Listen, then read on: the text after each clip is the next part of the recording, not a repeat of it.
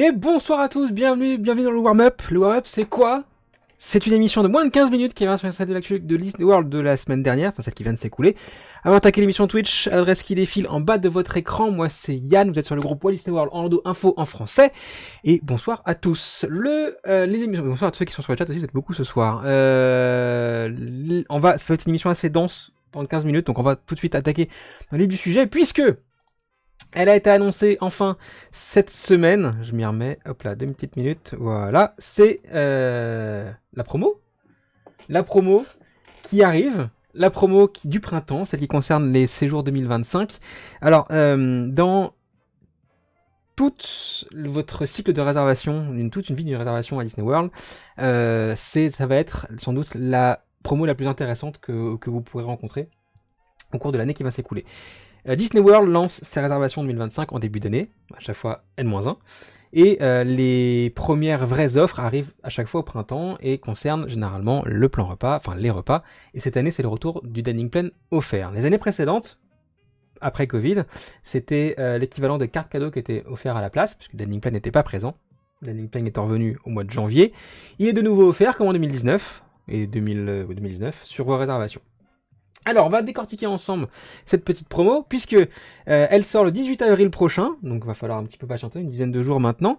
Elle sera valable, elle courra jusqu'au 7 novembre. Elle concernera les dates du 7 janvier 2025 au 5 avril 2025, du 23 avril au 2 octobre, et ensuite du 18 octobre au 17 décembre 2025, sachant que si, par exemple, vous souhaitez réserver, vous commencez votre séjour le 5 avril, c'est possible, et vous bénéficierez de tous les avantages de la promo pendant toute la durée de votre séjour.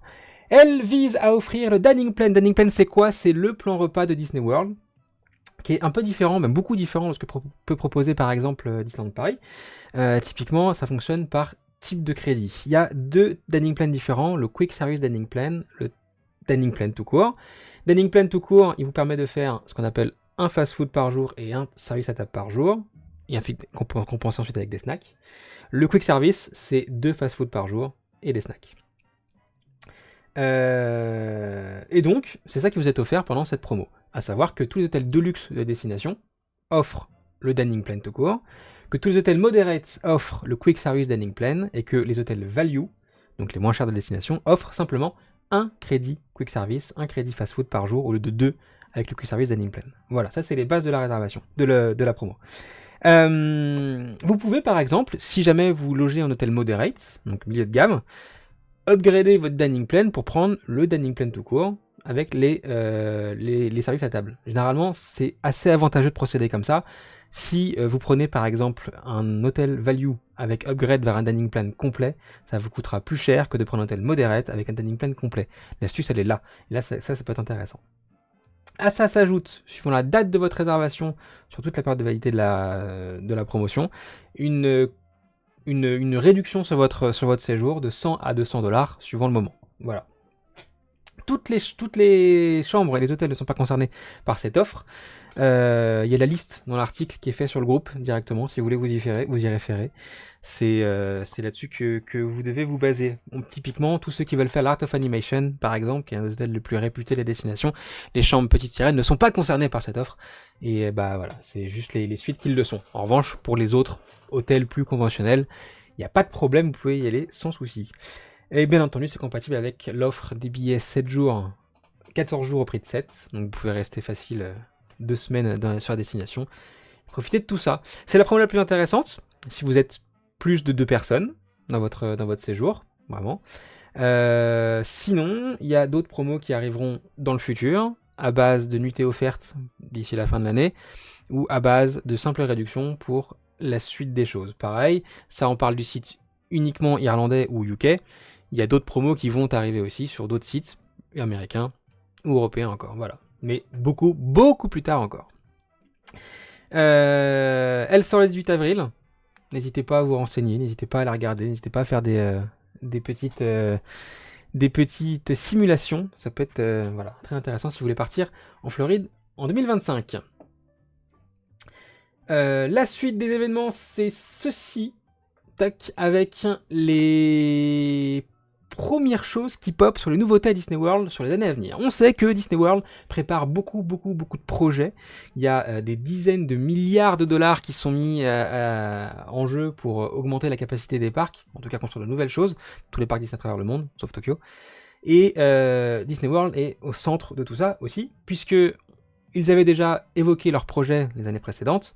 La D23 qui se tiendra en août prochain scellera tous ces projets-là. En revanche, pour l'instant, on en devine petit à petit des bribes, et c'est lors d'une vidéo dédiée à l'Imagineering, dont on reviendra tout à l'heure sur l'émission Twitch, que ces deux photos-là ont été révélées. Ces deux photos-là, elles sont simplement, en fait, le projet d'extension d'Animal Kingdom.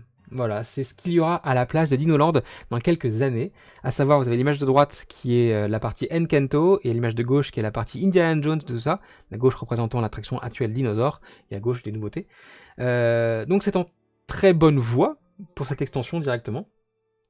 Et on en saura plus dans quelques mois maintenant, en août, le 10 août, pour la suite des événements. De même que le projet d'extension du Magic Kingdom, derrière les frontières de Big Thunder Mountain, deviennent aussi un peu plus clairs, puisque Disney a indiqué cette semaine qu'il commençait les travaux préparatoires à cette extension.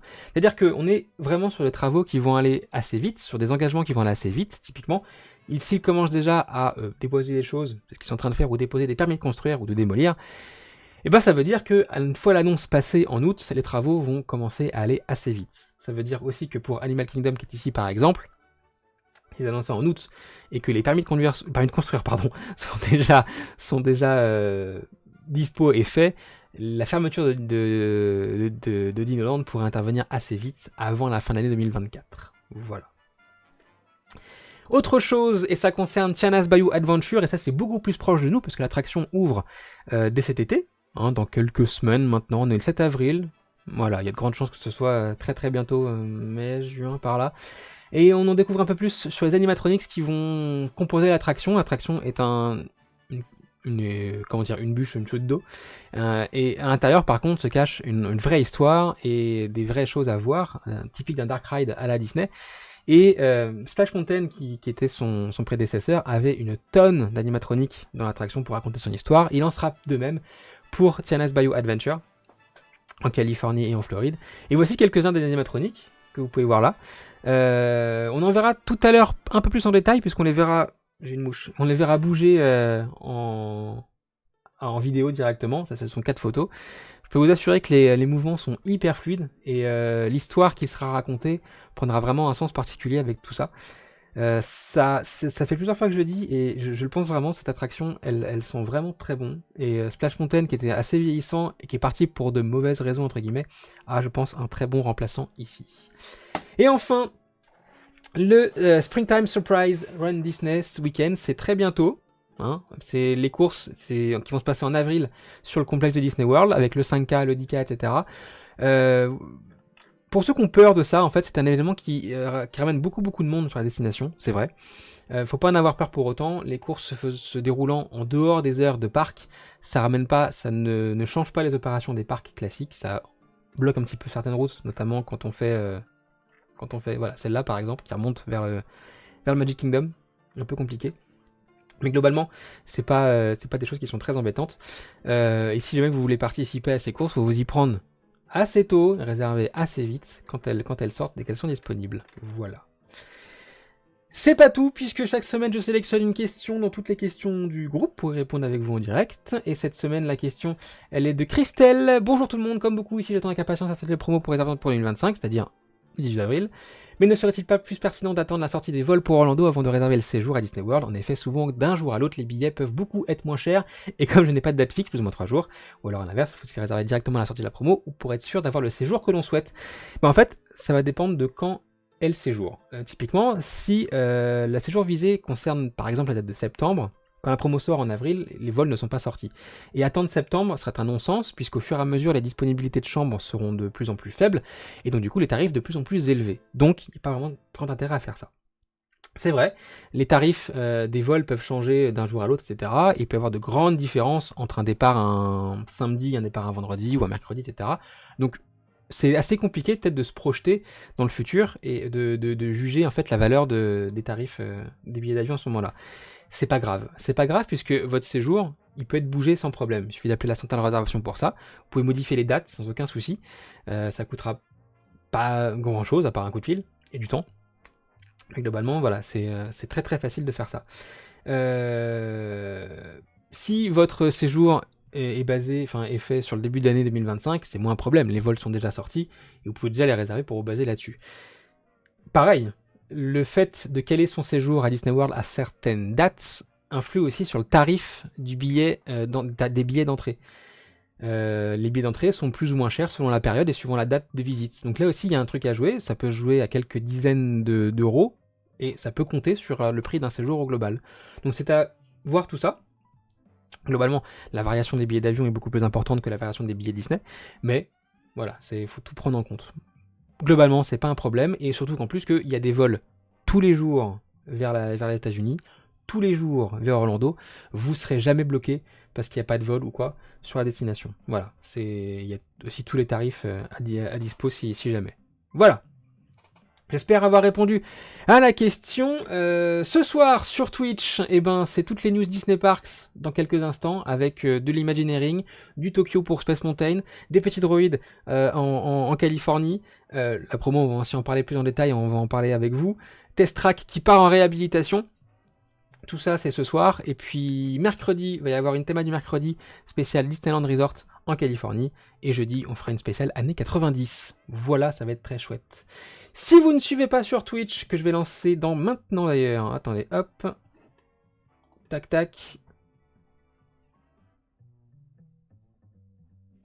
c'est lancé, la Twitch est lancé. Si vous ne suivez pas, très bonne soirée à vous, très bonne soirée à vous et bonne fin de week-end. Si vous suivez, à tout de suite, je vous fais plein de bisous, à bientôt, ciao. C'est pas là, c'est là, ciao.